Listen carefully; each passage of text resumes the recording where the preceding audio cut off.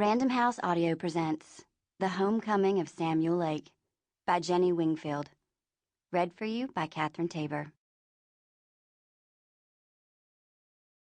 Chapter 1, Columbia County, Arkansas, 1956.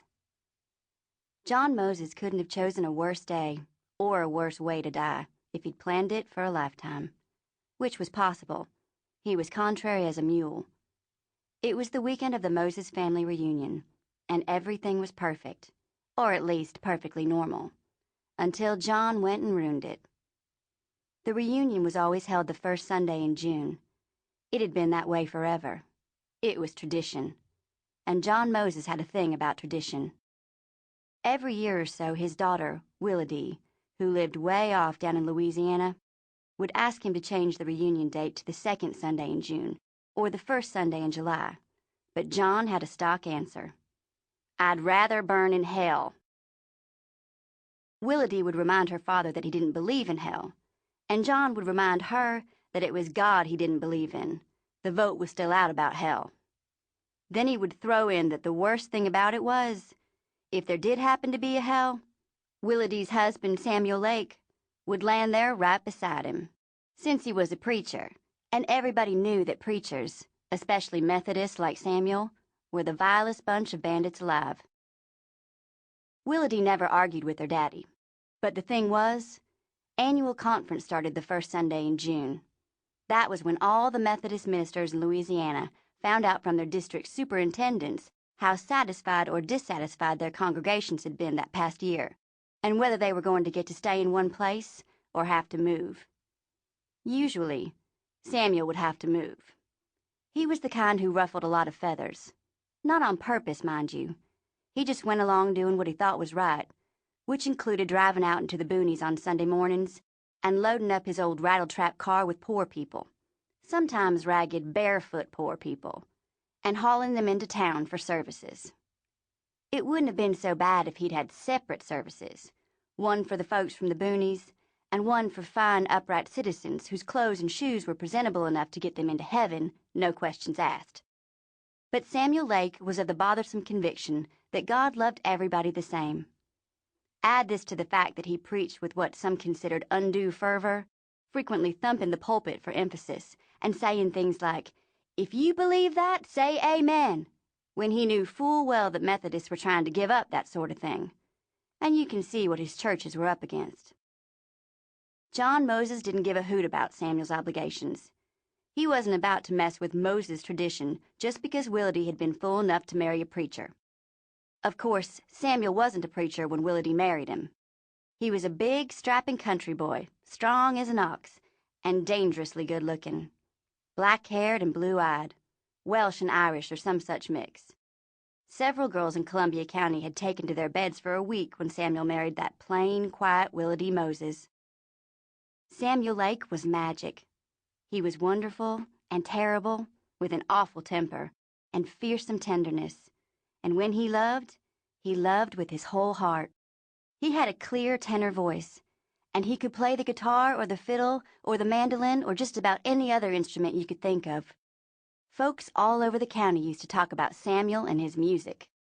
"Sam Lake can play anything he can pick up. He can make strings talk. He can make them speak in tongues." Every year, the day after school let out for the summer, Samuel and Willadee would load up their kids and take off for South Arkansas. Willadee already had freckles everywhere the sun had ever touched, but she would always roll the window down and hang her arm out, and God would give her more. Her boisterous, sand-colored hair would fly in the breeze, tossing and tangling, and eventually she would laugh out loud, just because going home made her feel so free. Willadee loved this ritual, this once-a-year road trip, when she was snugged into the car with her good, healthy family, all of them fairly vibrating with anticipation.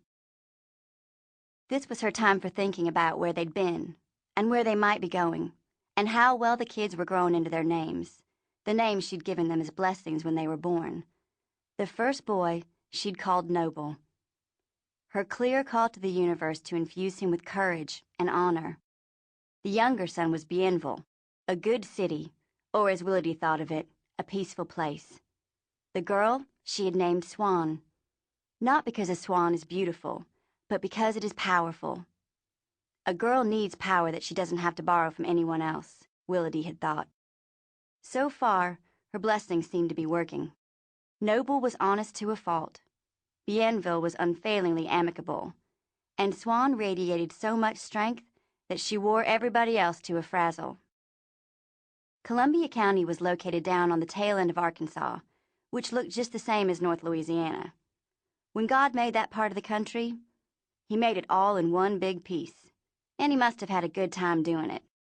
There were rolling hills, and tall trees, and clear creeks with sandy bottoms, and wildflowers and blue skies, and great puffy clouds that hung down so low you'd almost believe you could reach up and grab a handful. That was the upside. The downside was brambles and cockleburs and a variety of other things nobody paid much attention to, since the upside outweighed the downside by a mile. Because of the annual conference, Samuel never got to stay for the reunion, just long enough to unload Willadee and the kids and talk a while with Willadee's parents. At least, he talked with her mother, Calla. John would invariably gag and go outside the minute his son-in-law set foot in the house. But Calla thought Samuel hung the moon. Within an hour or so, Samuel would be kissing Willadee goodbye and patting her on the backside, right there in front of God and everybody. Then he'd hug the kids and tell them to mind their mama, and he'd head back to Louisiana. He always said goodbye to John as he left, but the old man never answered back. He couldn't forgive Samuel for moving Willadee so far away, and he couldn't forgive Willadee for going, especially since she could have married Calvin Furlow, who now had a successful paint and body shop and lived right down the road, and had the best coon dogs you ever laid eyes on. If Willadee had cooperated with her father by falling in love with Calvin, everything would have been different. She could have lived nearby and been a comfort to John in his old age, and he, John, would not be stuck with a granddaughter named Swan Lake. The Moses family lived all over Columbia County, all over. John and Calla had loved each other lustily and had produced 5 children, 4 sons and a daughter. All of these except Willadee and their youngest, Walter, who had died in a sawmill accident the year he turned 20, still lived around Magnolia, all within 40 miles of the old home place. The old home place had been a sprawling 100-acre farm, which provided milk and eggs and meat and vegetables and fruit and berries and nuts and honey. It took some coaxing. The land gave little up for free. The farm was dotted with outbuildings that John and his sons had erected over the years. Barns and sheds and smokehouses and outhouses, most of which were leaning warily by 1956. When you don't use a building anymore, it knows it's lost its purpose. The Moses house was a big 2-story affair. Solidly built, but it leaned a little too these days, as if there weren't enough souls inside anymore to hold it up. John and Calla had stopped farming several years back. Calla still had a garden and a few chickens, but they let the fields grow up and walled in the front porch of the house and turned it into a grocery store service station. Calla had John paint her a sign, but she couldn't decide whether she wanted the thing to say Moses Grocery and Service Station or Moses Gas and Groceries. While she was making up her mind, John ran out of patience and nailed the sign above the front door. It said simply, Moses. Calla would get out of bed every morning, go down to the store, and start a pot of coffee perking, and farmers would drop by on their way to the cattle auction or the feed store and warm their behinds at the wood stove and drink Calla's coffee. Calla had a way with the customers.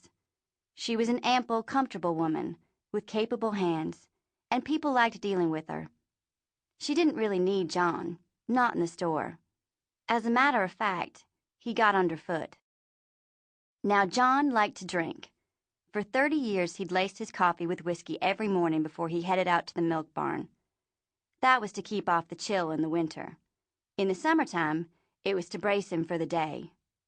He no longer went to milk at dawn, but he still laced his coffee. He'd sit there in Calla's store and visit with the regulars, and by the time they were on their way to take care of the day's business, John was usually on his way to being ripped. None of this sat well with Calla. She was used to her husband staying busy, and she told him, finally. Sample complete. Ready to continue?